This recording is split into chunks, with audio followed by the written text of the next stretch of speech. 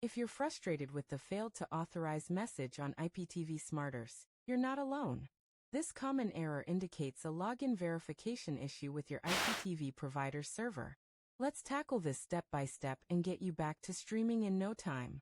First, ensure that your login credentials are correct. Double-check your username and password, as typos often cause this error. Remember, you can use the best IPTV provider for a smoother experience. Check the pinned comment for more info. Next, review your internet connection. A weak or unstable connection can hinder authentication. Make sure your Wi-Fi is working properly, or connect directly via Ethernet for a stronger signal. If you're still stuck, consider resetting the IPTV Smarters app. Uninstall it, then reinstall from a trusted source to ensure you have the latest version. This can resolve many issues, including the failed to authorize error.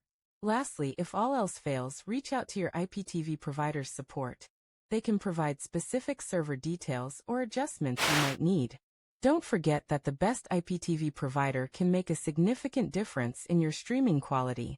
Hit that link in the pinned comment to check them out.